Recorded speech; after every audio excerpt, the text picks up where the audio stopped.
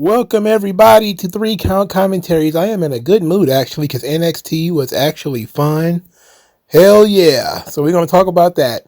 NXT from Houston. We're going to discuss the show, but we're also going to discuss the Great American Bash star ratings from Dave Meltzer. This is very important business. I want you guys to stick around for that. We're going to talk about that after the review. But NXT was on the road. They went to Houston. It was the 713 Music Hall or the 713 Music Hall out of Houston. Ended up doing 1,500 people. That's 1,500 for all our mathematically illiterate types. That's a sellout for this building. It didn't sound like there was over 1,000 people in the building, but there was. I can't believe it. They sold out their first show on the road in a while. And this was more people than the Great American Bash. The Great American Bash wasn't even sold out. It was less than 1,000 people there. But this is just a regular NXT, and they did a really good job here. They told stories throughout the night. They had some really big segments, some important matches, even if they weren't the best matches. But they were still very important, and they set up things for the future to get people to want to watch the show. And they did some big angles. Again, a complete wrestling show that got a lot of people talking. So here's the first thing, and I did kind of allude to this in the community post that I put up, that this episode of NXT drew more people than Dynamite will on Wednesday. Because the maximum for that venue, the Byline Bank Aragon Ballroom, is 1,100. So even if they maxed out all the tickets they sold, even if they sold out, AEW still will have fewer people for their flagship show 2 weeks after they did almost 30,000 people allegedly in Dallas. They're going to draw less than NXT. Now, NXT did have some help. Undertaker was there, so we might as well start with Undertaker. Now, most people did notice that I did not talk about Trick Williams' promo on Raw. Now, that was a complete accident, mainly because I didn't see it until I saw it on Twitter. I probably went to the bathroom or maybe looked away or something like that, but I missed it. But Trick Williams went ham on Undertaker in that segment. Trick's ego way out of control. It's fantastic. So it was pretty funny because it started with him being backstage wearing a cowboy hat, getting himself all hyped up to go out there and call out The Undertaker. Now, Javon Evans is there too, and so is Wesley. Wesley wants to back Trick up. Trick like, nah, I got to stand on my own too. You know, Javon Evans is laughing because he wants to see what the hell is got to happen here. And once again, Trick told him to stay out of grown folks' business. So Trick Williams on Raw said that, you know, Undertaker talks like his knees don't have an expiration date, which was top tier. A top tier diss. That was fantastic. And he took it to the next level with this promo. He said he was the greatest TNA champion of all time. He dropping records, diss tracks, and anyone else who gets in his way. He called Undertaker's LFG team snitches, saying that they were sensitive because he told them to get out of his way when he was walking through, and they called The Undertaker on him. So he says The Undertaker never held down 2 brands at one time. He said that LFG got Undertaker tweeting. It got Undertaker all soft. He just called this man soft. I dumbfounded. And he wasn't even done. So Undertaker limps out there. He's very old. He can barely move. He hasn't put a lot of weight on his knees in a long time, and you can tell. So he starts talking to Trick Williams, said he got a dead man walking here. Said Trick got it all. The bling, the swagger, the confidence. He got everything except respect. Then he says that he sees that he got this TNA World Championship. But he also saw Trick Williams when he was the NXT champion. And he liked Trick when he was the NXT champion because he had that dog in him. He says, but now he's the TNA World Champion. He's got a new attitude, and this new attitude is going to be his downfall. Trick actually cut The Undertaker off and told him that he didn't want to hear this. He didn't want to hear nothing about this. That nobody in NXT, LFG, or WWE is the superstar that Trick Williams is. He's getting his shit in, okay? He's in here cutting up.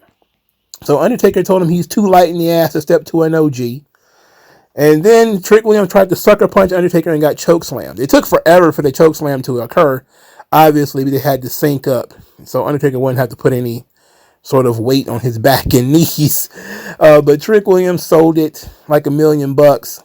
It was fantastic. A bunch of people lost their minds because I guess they wanted Trick Williams to knock Undertaker out, when that's not what happens in these segments at all. These guys ain't not going out there to take no bumps. Here's what happened. Undertaker said very little, and he actually put Trick Williams over. But this was basically just showing off how well Trick can talk. That Trick can talk shit like nobody's business.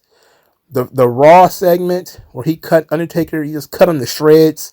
Then he did it again in a live promo on NXT. He cut him off. The only thing Undertaker really did to him was chokeslam him. That was it. Otherwise, this was about an 80-20 Trick Williams segment. And it told the appropriate story. Trick Williams, his ego is out of control. And he got hoisted upon his own petard. This is what happened with heels. You know, he got his comeuppance. He talked all that shit and got chokeslammed. And he sold the chokeslam in one of the most comedic ways possible with the stiff leg. And then he stayed down for the entirety of the commercial break and everything too. A really good job here. This was fun. I like this. Now, yes, I know that in the past, guys like Randy Orton spit in Jake Roberts' face and spit in Harley Race's face. And then people complained about that stuff too, you know. If an old guy goes out there and he gets beat up, then you're disrespecting the older guy. How can you do that to the legends? Remember when Big Show ran to AEW, and that was one of his major complaints, is that he was upset at how he was being positioned while he was doing a face-off with Randy Orton. Randy Orton is 6'4" and 15, maybe 16 years younger than Big Show, and and was being pushed at the time. And everybody was upset that Randy Orton put on the Splinter Cell goggles and beat up, Christian and Big Show and Shawn Michaels or whatever. And it was disrespectful to the legends. It was so disrespectful. But then when the legends beat up the young guys, it's almost like people are going to complain regardless of what you do. So just do what gives the best impression. And here, what we saw was Undertaker kind of giving Trick Williams the rub. Same way he gave the rub to Brian Breaker, he gave the rub to Trick Williams. Trick is not harmed by this at all. Most people are just going to chalk it up to that's like getting a stunner. It's not a big deal at all. You don't bring these guys out there to get knocked down by, NXT guys. No way. Remember when Bret Hart got beat up by Nexus? You probably don't remember that, but it happened. I've given up trying to explain to people how certain things work in this business, because ultimately the way they view wrestling is very weird to me. It's very foreign and alien. They respond to matchups and they put numerical values on things. That's not how wrestling is meant to be experienced. Like, you're not supposed to be sitting around putting a numeric value on things, but whatever. In any event, I had a lot of fun with Trick Williams and Undertaker, because I know that it meant a lot to Trick to be out there and to be in that situation and to have the platform to talk the shit that he talks, to really get that character over, to really solidify that character and get a little bit of comeuppance, not a whole lot, but it really emphasizes what Undertaker was talking about, and that Trick is getting too overconfident. Now he's really feeling himself, and we're going to see who his next challenger is in TNA when he goes to the Impact tapings. Undertaker wasn't done for the night, however. Javon Evans was hanging around backstage with a notepad, He said he was taking notes and he was giving advice. He gave Ricky Starks advice on how to fight Jasper Troy because he beat Jasper Troy. He then gave advice to Yoshiki Inamura when Inamura questioned whether he can still be friends with Josh Briggs even though he doesn't agree with them. And ultimately, at the end of the show, we find out that Undertaker gives Javon Evans some advice. And this advice is to go after the biggest dog in the yard. And the big dog in the yard, of course, is Obafemi. Obafemi defeats Yoshiki Inamura and Josh Briggs in a triple threat match to retain the NXT Championship. Yoshi and Inamura and Briggs, they were working together initially, but of course Briggs kept breaking up Inamura's pins, and of course this means that they start fighting later. There was a big moonsault by Josh Briggs onto Inamura, which was pretty nuts. It was a pinfall breakup too, so it was kind of a little over the top. But Obafemi works very well when there's another big guy in the match, laying the leather and making his stuff look really good. It was a hard-hitting match, even though I don't like Briggs and Inamura. And Obafemi won the match with a pop-up powerbomb, what they call the fall from grace. This was necessary for Obafemi. Now, hopefully, we can get Inamura and Briggs the fuck out of here, and we don't have to deal with these people anymore. They can get to the back of the line. They can beat it. So, earlier, before this match, as Obafemi was on his way to the ring, he stopped for a moment to stare at Trick Williams, and Trick Williams stared at him, and then JC Jane walked in between them. Of course, teasing the title for title match. So they're teasing two storylines for Obafemi.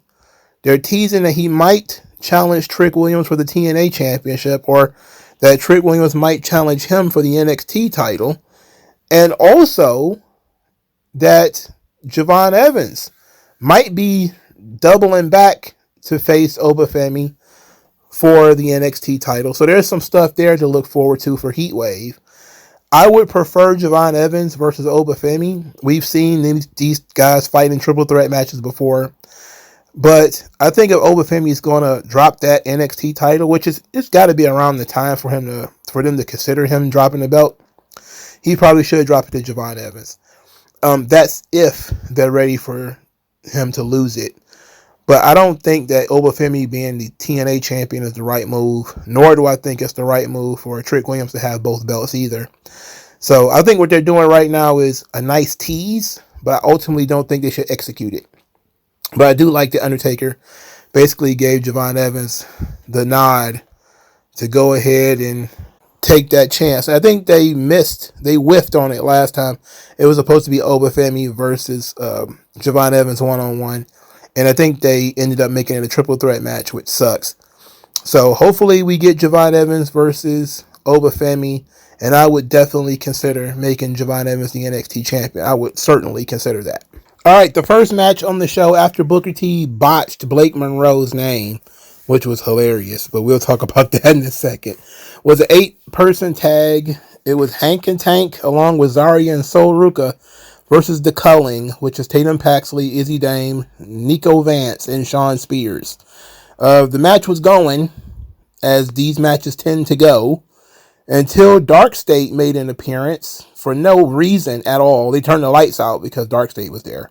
When the lights came back on, Tatum Paxley had pinned Sol Ruka, and Zarya, I'm sorry. Or maybe I forget, I don't know. I didn't write down which one it was, but it was one of the girls. So, Tatum Paxley won the match. We didn't see what happened, and Dark State did nothing. So, I don't get this, don't understand it. But I'm guessing this means Dark State is going to be involved with Hank and Tank. Can we forget Dark State existed? Let's just take like a couple of these guys and make them a tag team, and then take the other two and throw them in Evolve. Go do something else with those guys. So this Dark State thing is a really, really, really, really, really bad idea. All right. Jordan Grace was not allowed in the building tonight, so she was going to find her way in. In any event, she was banned from the building, told to leave to get out of there. At the top of the show, Booker T came out to run down the card. He was very excited.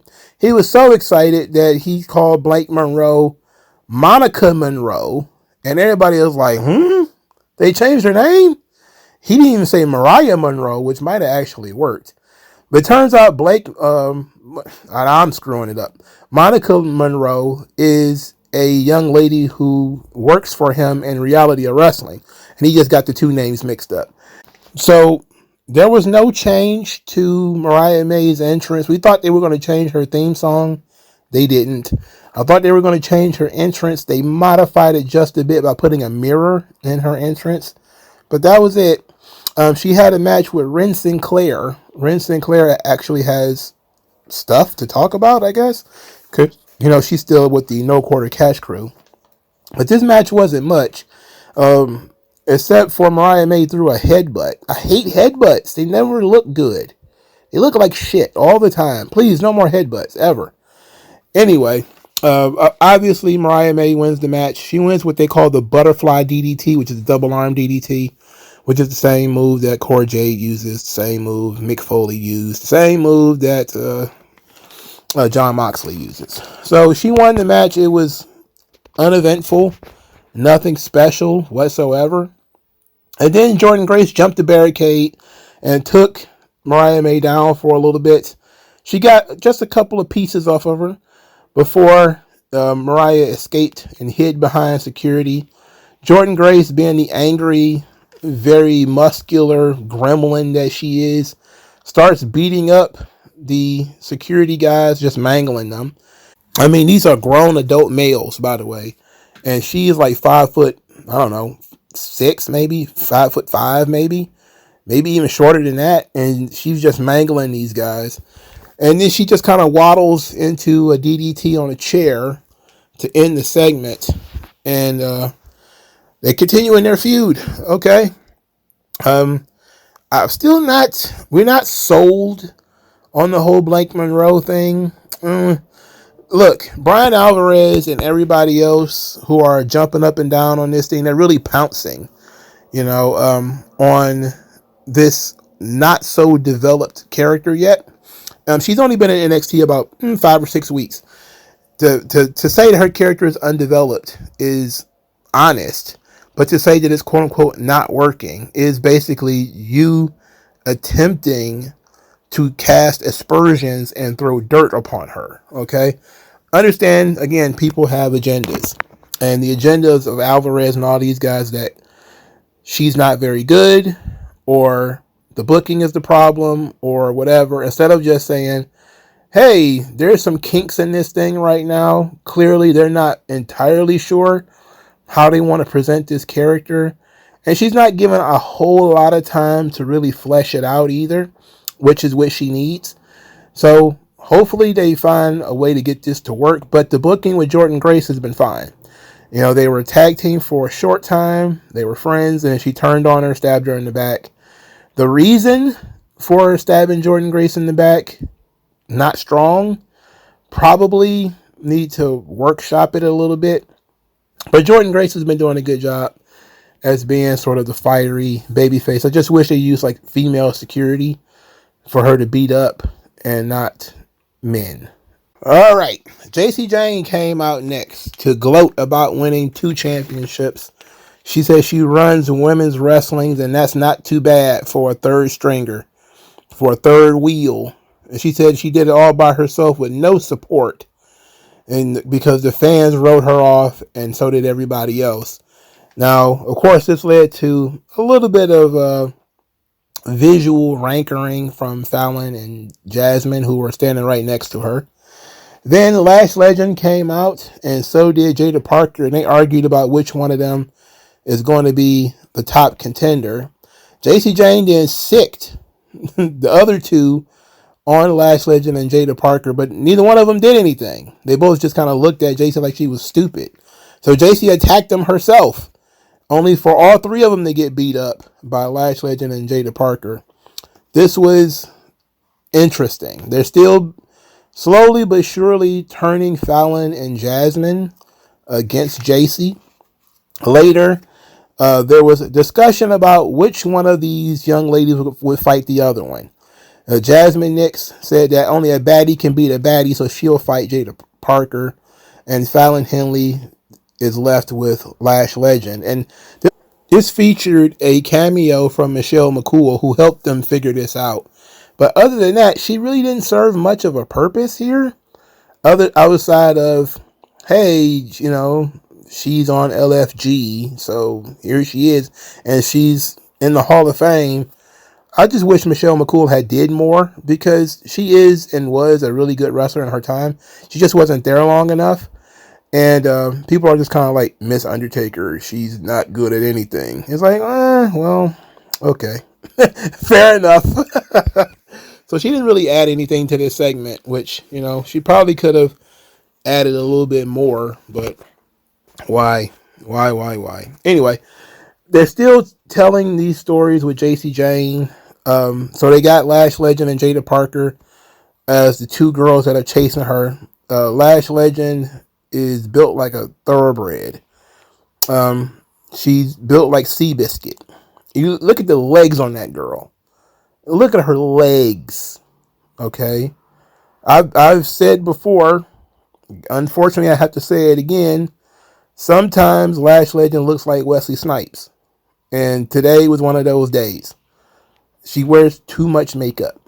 And she's a very, very big girl too. And sometimes when you're a gigantic girl like that, she's a good 6-footer, and you're wearing all that makeup, you look like RuPaul. I said what I said, but don't get me wrong, I am a Lash Legend supporter. After all the hate and bullshit she had to go through when she was just getting started, she worked very, very hard to get where she is right now. I'm just trying to get her look together. Because you don't want somebody flipping through the channels and then looking at this and thinking your name is Drag Legend. All right? Get it together. Not so much makeup. Makes you look like a man. So, Jada Parker is clearly not going to win this. She's going to be one of those girls that, always falls short. She may beat Jasmine next, which she more than likely will. But I don't think she's going to be the one to get to JC Jane. For starters, she's a heel. And second, I don't think Jada Parker is going to ever be the women's champion of NXT. Unless she's there for another 2 years, I don't think it's going to happen. But she's super over, and that's really all that matters, is that she's really over. And she's very popular. There was a lot of rankering going on about Jada Parker being on the cover of the posters, and while she's not the women's champion and she's not a top contender, why she's on all the posters. Look, you can put Jada Parker's face on a $5 bill for all I give a fuck. All right? The girl's fine. And she can talk. And she's a decent wrestler. She's not the best wrestler in the world. She's not the acrobat that Sol Ruka is. She's not as smooth as even some of the girls in Evolve, like that Lainey Reed. She's very smooth in the ring. She's very swift. She's not as strong as, a Jordan Grace or a Zarya. But in terms of being a more complete package that can do a little of everything, Jada Parker is right up there. She should be promoted quite a bit. But I don't think she's going to be the star of the show while this women's division is structured the way that it is currently. But they really should consider it. If I hear whispers that they want to make Jada Parker the women's champion, God damn it, I'm all in. I'll push my chips to the middle of the table. But as of right now, I can pretty much see that they're going with Lash Legend. And I'm okay with that. Because Lash Legend's not terrible either. And she's been waiting for a singles push for a while now. And JC Jane needs new opponents. And NXT needs a new top babyface. Now that Jordan Grace has been diverted to another feud, they need a new top babyface. And Lola Vice is doing whatever she's doing in AAA. So it's a spot wide open for Lash Legend. I say just give it to her. Let's see what happens. Jasper Troy defeated Ricky Starks. Yes, it was by count out. But Jasper Troy defeated Ricky Starks. Oh my goodness. There's a lot of people having a whole lot of problems about this. But I thought it was actually quite clever. They ended up outside the ring where there was a piece of the ramp that collapsed. I believe it collapsed early and that they were supposed to do something and it was supposed to break. But instead, the ramp collapsed and Ricky Starks was down. So then Joshua Troy jumped off the non-broken piece of the ramp in a senton right into the stomach and chest of Ricky Starks and then left him there. And the referee counted Ricky Starks out. So technically, Joshua Troy won this match, which was a desperate need of a victory for Jasper Troy. It was a clever way to get him a win without him actually beating up Ricky Starks and pinning him. It continues this thing going forward, even though I'm not so sure it's a smart thing to do, considering how many people beat Jasper Troy in a one and done, like Javon Evans. But I guess they want to do something with Jasper Troy, and this was their way of protecting him.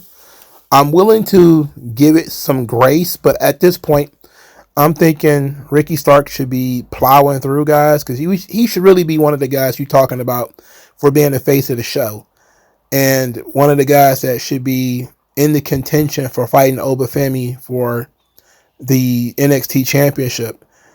But they're positioning Jasper Troy as some kind of, I guess, a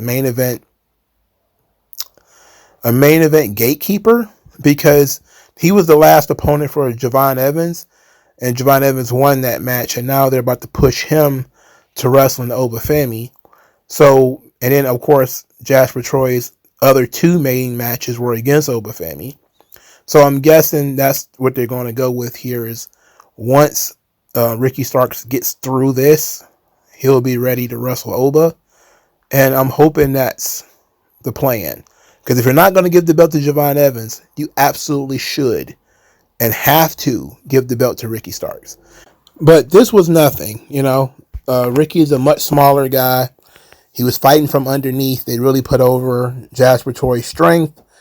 And then it was an environmental disaster with the ramp breaking and then Jasper Troy, 300 and some odd pounds, falling on the chest of Ricky Starks and he didn't get up. Very sensible finish here. Even though I don't necessarily like Ricky Starks losing, even by count out, it was sensible. He's not Superman. He shouldn't be positioned as Superman. Bubba Ray Dudley showed up and he talked Tavion Heights and Charlie Dempsey into having one more match. I don't get that. I think it was pointless. Actually, we already settled this, and then there was nothing happened in between any of this to make it necessary for them to have another match. Whatever. Let's just move on. Lexis King said that Miles Bourne is faking his deafness, which is hilarious. He was wearing these noise-canceling headphones and was talking extremely loud. Miles Bourne retaliated by saying everybody wishes that Lexis King was mute. So they're still going back and forth with these two. There's not a lot of heat going here yet. It's just kind of low card stuff. The only other thing we could talk about is Ethan Page. So Ethan Page did an absolutely phenomenal job. I'm not a big fan of Karate Man. I think he's too silly. But being anti-American still does work. Tremendous job here by Ethan Page. He dumped the old North American title and brought out a new Canadian North American title. He told his life story saying his parents came from Yugoslavia for a better life. He was born in Canada but made in the United States. So he's the greatest North American alive. And then he talked about how great Canada is and the standard of excellence that he's going to defend this championship. And he talked about how the food, the women, and even the air is better in Canada.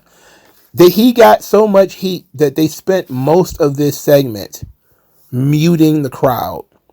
The only other time this happened was Undertaker was in the ring. There were dueling chants when Undertaker was in the ring, but there was also a whole lot of holy shit chants. And same thing was happening here where they were muting the crowd. And it was amazing. This works. Heavens to Betsy, being anti-American still works. Praise God. I thought these days were over. I thought we'd never see a foreign heel ever again. I was wrong. I've never been so happy to be wrong. We got a foreign heel, and it's working. And he's just Canadian, which is reason enough to boo him. Haktu! Canada Haktu! Okay? For the record. It's been that way since 1998 for me. Ever since Bret Hart went on and told the good old United States about their healthcare system and how, they care about their sick and their elderly in Canada. Like, what do you mean? We don't care about our sick and elderly? Fuck you, Bret. You greasy bastard. You might have been my hero in 94, but now you're talking all this bullshit about the good old USA. Fuck you. Fuck you, Haktu. I spit on Windsor. Anyway, I was waiting to see who the hero of this segment was going to be. I was very disappointed because it was Santino. I was like, what the fuck? Santino says that Ethan Page has none of the qualities that he says that Canadians have, which is honor and integrity and pride and all these sorts of things. Then he says that he doesn't think any Canadians believe like Ethan Page, and he called him Bunghole Boy, which got a Bunghole Boy chant, and this was retarded. It was very bad. And then Santino actually said he talked to Ava, and he's got a match for the North American title next week. What? Say what? So then Ethan Page was like, nope, we're going to do it tonight. So then Santino reaches in his crotch or in his jacket or whatever, pulls out the Cobra, and Ethan Page flees. So next week, Santino Marella versus Ethan Page for the NXT North American Championship. And everybody is looking at that placard like, what the hell are they thinking? But for me, it's a Trojan horse. I know this is just a gateway to them doing something else. This match is not just going to be presented as Santino versus Ethan Page. Clearly, that's not a competitive match. There's going to be something more to this. And they're just using Santino as fodder for something else. So somebody from TNA is probably about to get involved in a storyline with Ethan Page over the North American title. That seemed to be the best option. But they're starting with Canadian versus Canadian. So that seems to be where they're going with this, at least right now. I've seen way too much WWE to be distracted by a placard that you put up. It's going to be John Cena and Randy Orton versus 15 talent. It's like, yeah, that sounds ludicrous. This is clearly an angle, right? Like, that actually occurred, though. Like, that really did happen. When Randy Orton and John Cena fought the entire Raw roster. Like, that really happened. But it was just an angle, and this is all just an angle. This is not a real match. And even if it is being a quote unquote real match, it's going to be like 4 or 5 minutes. It's not going to be long at all. These guys are not about to eat up 30 minutes, and you're not about to sit here and get anybody to believe that Santino is going to be the North American champion and win the belt home for TNA. No, they're going to get somebody. Hopefully there's somebody prepared. Maybe Steve Macklin or something like that, who will come over and challenge Ethan Page. Now, I'm not a big Steve Macklin guy, but he's carrying a belt, the international belt, I think it's called. And that's kind of an equivalent to the North American title. And if they were going with equivalent championships, that seemed to be one that would make sense for it to be Steve Macklin that would come over and fight Ethan Page. And Steve Macklin is good old American soldier. He's kind of like the Punisher. That's kind of his gimmick. And I think if they were to use him as the babyface, this thing could work. Would he win the belt? I guess. But I don't like Ethan Page, but I don't know if I like him less than Steve Macklin. I don't want to put too much thought into it, but I can't think of anybody else that would come over from TNA that could be a believable guy And there's been a lot of discussion about that, about which title our TNA guys going to start winning from NXT. And I think this North American title is right there. Obviously, the Heritage Cup, obviously the tag team belts, but that North American title is looking mighty fine going on over at TNA. And I'm thinking that it'll probably be Steve Maclin be the guy to take it. Obviously, the Ethan Page segment was an interesting one because everybody compared it to the MJF segment when he did the American Championship. But this is a tale as old as time. WWE has done this 100 times. They had, some guy, I think in WCW they did it with Lance Storm where he slapped like the Canadian flag on the United States title. This stuff is an old gimmick. This is not some rip off of MJF. I need you kids to watch more wrestling, okay? This thing is pretty old in terms of a gimmick.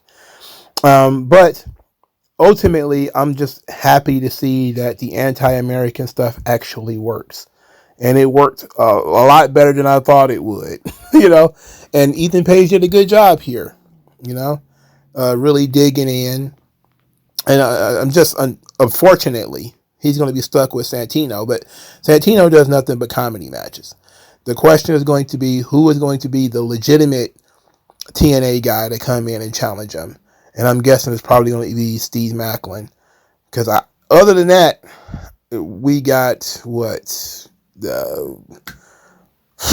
Leon Slater can't be the guy. He's the X Division champion. And he's not from North America. They're clearly setting up a Canadian versus American thing. Who's the most flag-wavy American guy in TNA is probably Steve Maclin. And I think that's the best option you got here. So that was NXT. Very fun show. People are always going to find something to complain about when they want to complain. But overall, I enjoyed the hell out of the show, and the 2 hours breezed by.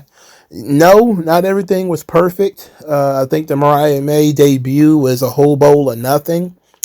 It gave her an opponent she could probably wrestle with, but they're not trying to showcase Ren Sinclair. They're trying to showcase Blake Monroe.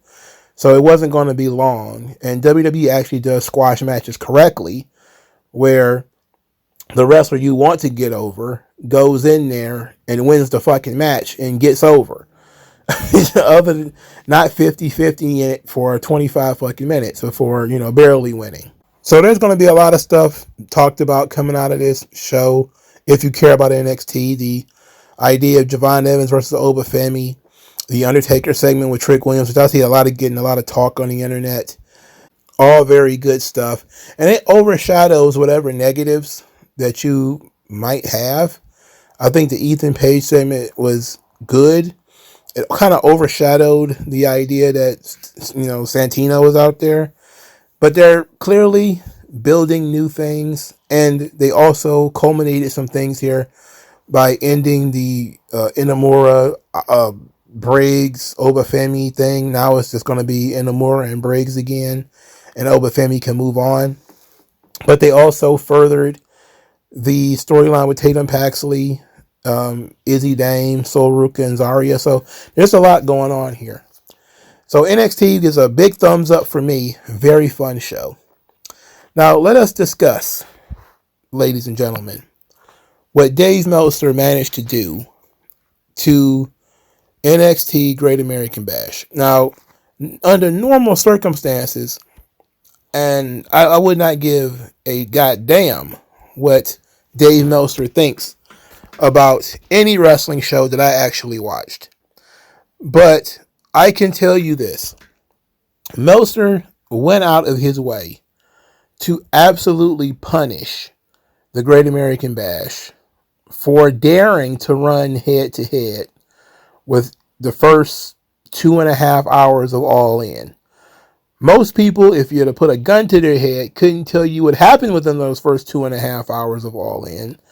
But how dare you run head-to-head 2.5 hours? He's done multiple videos talking about this was the worst show, this was so bad. You don't have a better product, so why are you going head-to-head? This was not good, yada, yada. And then when you look at the cage match, which is what I decided to do, because when the NXT show first ended, okay, but this was shortly after All In was near the end of the show. Actually, I think it might have been the next day. All In had a lower score than NXT when the next day. So that means the people who watched NXT and watched All In preferred to watch NXT. Now, the scores are wildly different now because it's been 2 weeks. So that means more people have watched the Great American Bash since then, and the scores have gone down. But the star ratings for Meltzer, absolutely absurd. So I'm going to give you the star rating that Meltzer gave it, and then I'm going to give you what the cage match people said about the match. So recognize why I don't really care that much about cage match. 172 valid votes. Okay, that means there's 172 people that not voted on each match, but that are completely valid voters on the entirety of the show. And the show got a 7.73. Now, it was up at around 8.6 or something like that, right the day after. So as more people watched the show, the score started to fluctuate. Obviously, a lot of AEW fans came in. They completely wrecked TNA Slammiversary. They tanked that show. It was so bad that the cage match administrators had to go in and put a stop to it. Like, it was that bad that they went in and absolutely crashed TNA Slammiversary. And this is a major concern because the tribalism has gotten so bad that they're review bombing these shows, especially the WWE and now TNA shows and the NXT shows, right? There's not a lot of that happening to AEW. It was happening because people found out about cage match, but then they got bored. The cage match guys have tried to mitigate this, but it only ends up hurting WWE, TNA, NXT because their fan base don't really give a fuck about this stuff.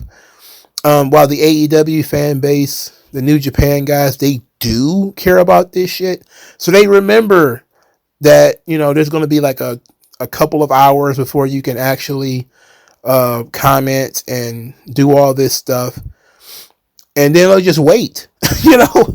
And it's clear that's what happened with NXT because the score went down almost a full point since the last time I looked. But let's go. It was only 4 matches on this show. Okay, 4 or 5 matches. Now, the Javon Evans versus Jasper Troy, 214 votes. The people gave it, that means the voters, gave it a 6.97. Dave Meltzer gave it 2 3/4 stars. So that's about equivalent, thereabouts, okay? That's about equivalent. A 7 out of 10, okay. And then a half point, about a 50%. It's not exactly equivalent, but an equivalent would be 3.5 stars or something like that, and that's too much. Okay, no, this is not a 3.5 star match. 2.5 stars is 2 3/4 stars is fine. But then you had Soaruka defeating Izzy Dame. Okay, 221 votes, 6.98 from the people. Meltzer gave it 1 3/4 stars. 1 3/4 stars. Nonsense. This match was at least as good as the first one. Okay? This was at least as good as Javon Evans and Jasper Troy. But the people liked it. So the people are right. Okay? Now, NXT North American title, Ethan Page versus Ricky Saints. The people gave it an 8.38 with 291 votes. Meltzer gave it 3.5 stars. So not quite the same thing, but in the same ballpark. Okay. So that one's not too bad. Obafemi versus Yoshi-Iki Inamura for the NXT Championship. The people gave it a 7.77 based off of 245 votes. Dave Meltzer gave it 2.5 stars. 2.5 stars. No. That's ridiculous, man. That is ridiculous. Blake Monroe and Jordan Grace defeat Fatal Influence, which is Fallon Henley and JC Jane. The people gave it a 7. This was based on only 209 votes. This match had the lowest amount of votes.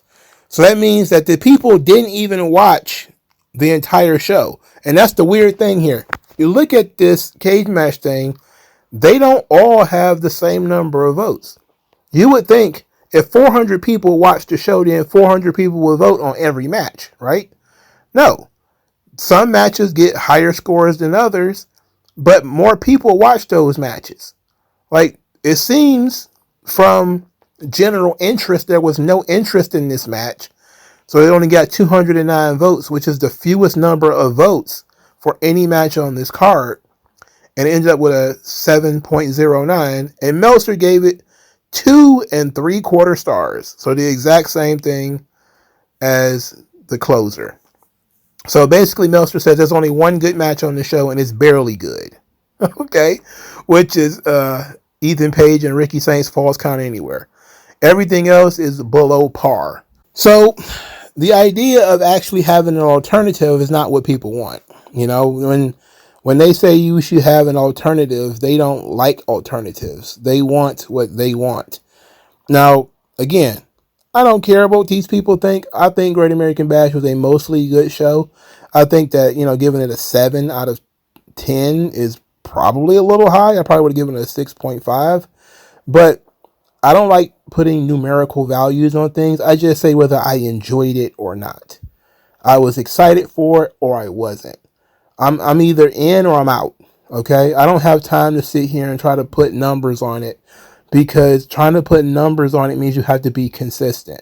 So when Meltzer does dumb shit like give, some stupid ass match 4.5 stars, well, he gave 4.5 stars to a, Undertaker versus Shawn Michaels, which was a match nobody could follow. And then people have started to mimic that match for years and years afterwards. But now you're just saying, oh, well, there's only a 4.5 star match. Like, what the fuck? This match was, you put regular matches on Dynamite and give them 4.5 stars. Like, that's nonsense. You can't do that. Okay? Like, most wrestling matches are pointless. 99.99999% of all wrestling matches fare between okay and good. All right? Most of them are not great. They're TV matches made to put one person over. If somebody has a really good match, it usually should stand out. But you're not getting 4 and 5 star matches every other week. 4 or 5 star matches at every pay-per-view. Multiple 5-star matches on a pay-per-view. Get the fuck out of here. It's never happened in the history of the world ever. Okay? But Meltzer does it. So then other people think that they can do it. And then we get these ridiculous ratings. But I say this. NXT is for people who are casual wrestling fans, who want to see the young folks grow, and you want to just be entertained for 2 hours. I love NXT. It's very fun.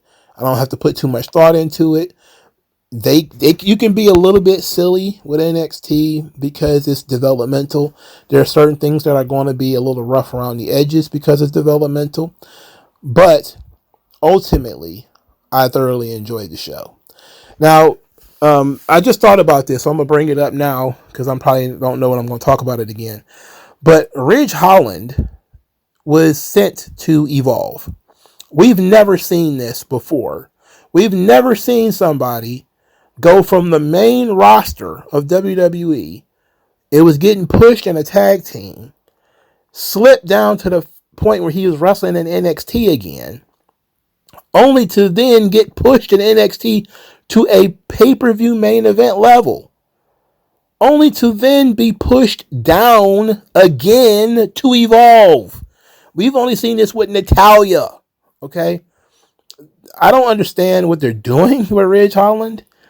But him being in Evolve now is absolutely hilarious. Okay.